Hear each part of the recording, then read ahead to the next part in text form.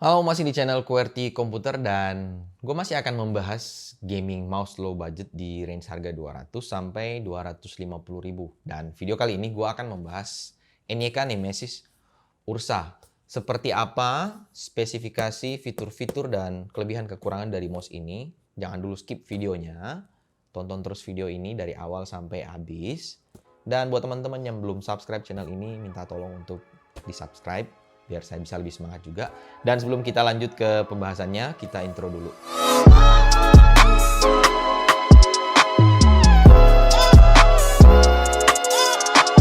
Oke, jadi untuk gaming mouse kayaknya gua nggak ada video unboxing ya, karena isinya juga nggak banyak. Cuman pertama packingannya, kedua mouse-nya, kartu garansi, sama kalau NYK Nemesis Ursa ada CD driver atau CD software-nya. Jadi buat teman-teman yang mau pakai mouse ini dan masih CPU-nya masih ada CD-ROM, jadi nggak perlu download lagi, langsung pakai CD driver yang udah include di dalam. Karena setahu gua rata-rata untuk CPU baru ya yang sekarang rata-rata udah nggak ada CD-ROM lagi, kayak gua udah nggak pakai CD-ROM. Jadi yang nggak ada CD-ROM nanti bisa download di website resminya NYK ya. Dan oke, kayaknya gue langsung aja ke bahasan pertama, yaitu bahasa desain dari NYK Nemesis Ursa. NYK Nemesis Ursa menggunakan desain mouse bentuk ergonomis ya, jadi pas banget di tangan kalau menurut gue. Dan ini lebih cocok kepada pengguna grip palm, khususnya tangan kanan ya, karena modelnya ini betul-betul condong ke pengguna tangan kanan, jadi yang kidal mungkin agak-agak gak cocok dengan mouse ini.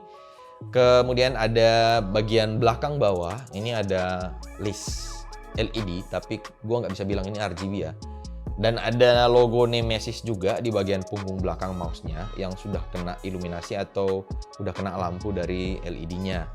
Dan ini ada 7 warna ya, LED-nya ini punya 7 warna yang nanti bisa disesuaikan di software-nya dan sesuai dengan settingan CPI, jadi per CPI ada beda-beda warnanya. Nah, kemudian bagaimana dengan build quality dari NYK Nemesis Ursa? Bahannya, materialnya. Pada umumnya sih memang untuk mouse yang mahal ataupun yang low budget masih menggunakan bahan plastik ya, walaupun ketebalan dari bahannya itu agak berbeda. Namun kalau untuk NYK Nemesis Ursa, menurut pendapat gue sih bahannya udah lumayan bagus ya, udah lumayan kokoh. Udah nggak lagi berasa mainan. Dan finishingnya juga menurut gue udah rapih, cutting-cuttingnya udah rapih. Dan kabelnya juga yang ini yang gue suka, kabelnya udah braided. Jadi kayak kemarin Phanteks X14S kalau gue coba main, gue pakai main, karena kabelnya masih menggunakan bahan rubber plastik ya. Jadi di saat ada gerakan micro movement atau gerakan kecil itu, kursornya atau crosshair-nya agak terganggu karena kabel mouse-nya kan kaku. Jadi kalau kabel braided ini so far yang gua coba pakai, experience-nya lebih enak dibandingkan rubber ya. Jadi nggak mengganggu di saat ada gerakan kecil untuk menggeser kursor atau crosshair. Dan portnya udah USB 2.0 gold plated ya. Nanti bisa dilihat di gambar, ini gold plated, gold beneran apa enggak gue juga nggak paham. Kemudian untuk scrollnya masih menggunakan finishing karet yang sama juga sama Phanteks. Stepnya kurang berasa, terlalu smooth ya. Jadi step scrollnya kurang berasa aja gitu. Dan fitnya gue nggak tahu ini pakai bahan apa. Cuman untuk performance fitnya sih glide-nya udah enak ya. Frictionnya atau gesekannya udah berasa kurang lah. Kemudian ke spesifikasi teknis dari mouse ini. NYK Nemesis Ursa menggunakan chipset sensor yang sama dengan Phanteks X14S kemarin yang gue bahas. Ini menggunakan chipset PixArt 3325. Perlu digarisbawahi, PixArt 3325 itu adalah salah satu chipset sensor mouse gaming low budget ya, wajar karena ini mouse gaming low budget. Resolusi maksimal dari PixArt atau mouse ini adalah 5000 CPI dan polling rate-nya ini udah sampai 1000 Hz. Dan nanti teman-teman bisa lihat di video, gua coba tampilin. Gua coba tes dari 200, 500 sampai 1000 Hz apakah akurat atau enggak polling rate-nya dari chipset sensornya ini. Tapi so far sih kalau gua lihat miss-nya nggak banyak, jadi oke lah, polling rate-nya udah oke kalau menurut gua.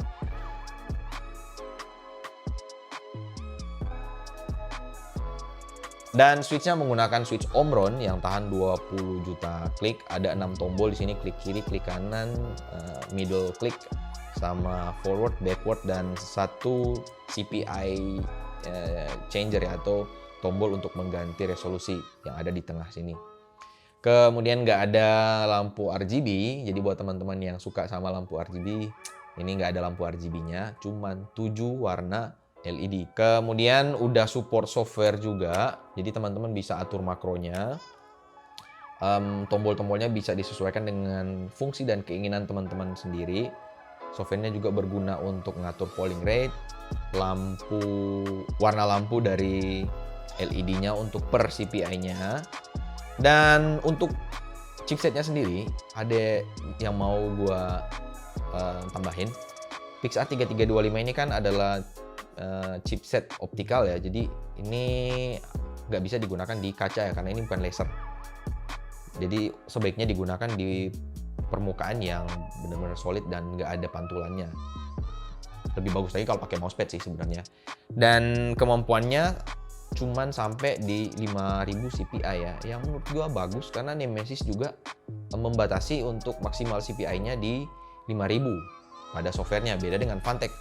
Phantek menggunakan PixArt yang sensor yang sama, cuman di softwarenya itu bisa disetting sampai 10.000 dpi. Yang menurut gua di atas 5.000 itu udah resolusi yang artifisial ya. Dipaksain lah sensornya, udah bukan kemampuan asli dari sensornya sendiri. Jadi bakalan muncul jitter yang lumayan. Dan kalau Nemesis Ursa, dia cuman bisa sampai di 5.000 maksimal. Yang menurut gua baik, itu tadi gua bilang. Cuman saran gua sih jangan terlalu main di maksimumnya ya, main agak di bawah dikit ya, biar jitternya itu makin kurang dan sebisanya hilang. Dan ya nanti di softwarenya ini kalau dari settingan standarnya, mouse accelerationnya ini aktif, jadi gue saranin untuk yang mau pakai ini langsung buka softwarenya, kemudian nonaktif atau disable dari mouse accelerationnya, mouse precision. Jadi biar gerakan teman-teman nggak ada koreksi dari softwarenya. Itu lumayan berasa kalau untuk main game, khususnya game FPS ya. Dan tracking speed dari sensornya udah 100 IPS, yang menurut gua ya lumayan lah. Dan akselerasi udah 20G ya, walaupun nggak hebat, tapi paling tidak udah di atas dari kemampuan gerakan akselerasi manusia. Karena dari beberapa website yang gua baca, kemampuan total atau kemampuan maksimal akselerasi tangan manusia itu cuman di 13-15 ya. Nah, ada beberapa hal positif dan negatif yang kayaknya perlu diperhatikan kalau teman-teman mau gunakan Nemesis Ursa. Pertama, positifnya dulu ya.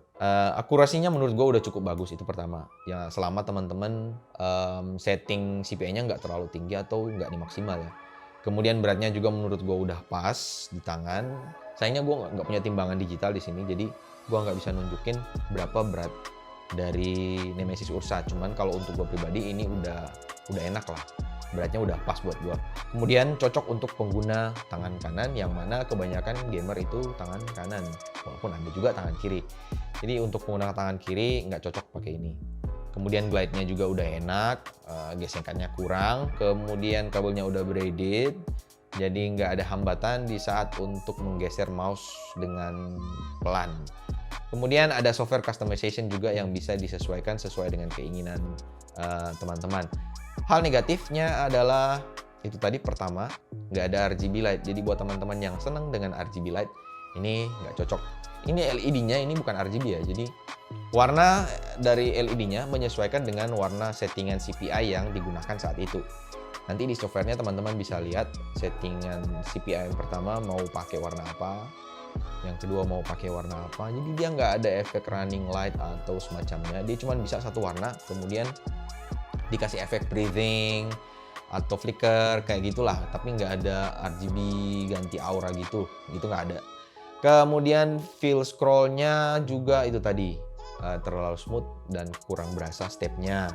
Terakhir itu step setting DPI, karena tombol DPI di sini cuma satu. Tombol DPI di sini cuma satu, jadi cuma bisa up ya, nggak bisa down. Jadi kalau teman-teman yang settingan CPI-nya yang biasa digunakan itu udah kelewat, udah ke skip, jadi teman-teman harus tekan lagi terus-menerus sampai dia balik lagi ke settingan yang teman-teman mau. Itu aja sih. Mungkin minor ya, tapi ya mungkin bisa jadi bahan perhatian. Dan oke, bagaimana kesimpulan dari NYK Nemesis Ursa?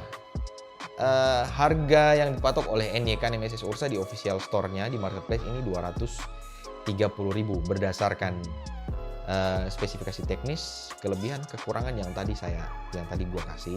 Menurut teman-teman worth it nggak? Nanti bisa coba sharing di kolom komentar di bawah kalau dari sudut pandang teman-teman ini worth it apa enggak. Tapi kalau menurut gue pribadi sih, dari harga 230 ini udah lumayan worth it. Dan apalagi untuk pengguna grip palm tangan kanan ini udah, menurut gue sih udah pas lah ya. Cuman itu tadi, itu adalah pendapat pribadi gue. Jadi mungkin bisa berbeda dengan teman-teman ya. Dan mungkin segitu aja untuk pembahasan NYK Nemesis Ursa. Buat teman-teman yang mau ngasih kritik dan saran, boleh lewat kolom komentar di bawah. Yang mau nanya-nanya juga boleh, nanti gue jawab sebisanya. Langsung aja di kolom komentar di bawah. Dan untuk, giveaway. Nanti ada giveaway, tapi capai subs 1000 dulu ya teman-teman. Dan caranya seperti apa? Nanti bisa follow sosial media gue. Nanti linknya saya taruh di bawah di kolom deskripsi. Nanti tinggal baca aja di situ. Syaratnya kayak apa dan hadiahnya apa bisa dibaca di sosial media. Dan kemudian live stream seperti biasa setiap hari Minggu jam 1 siang. Buat teman-teman yang mau gabung silahkan, kita ngobrol ringan aja. Mau nanya-nanya boleh, karena ada beberapa pertanyaan yang nggak bisa gue jawab di kolom komentar ya. Dan mungkin segitu aja. Buat teman-teman yang suka video ini, bantu like-nya. Kalau nggak suka, dislike juga boleh. Subscribe channel ini biar itu saya makin termotivasi untuk membuat video-video yang lebih bermutu buat teman-teman yang lain ya. Dan jangan lupa tekan tombol lonceng biar teman-teman bisa tahu dan tidak ketinggalan video-video baru dari gua nantinya. Dan mungkin sampai di sini dulu video kali ini. Sampai jumpa di video berikutnya yang masih akan membahas mouse gaming low budget. Oke, bye.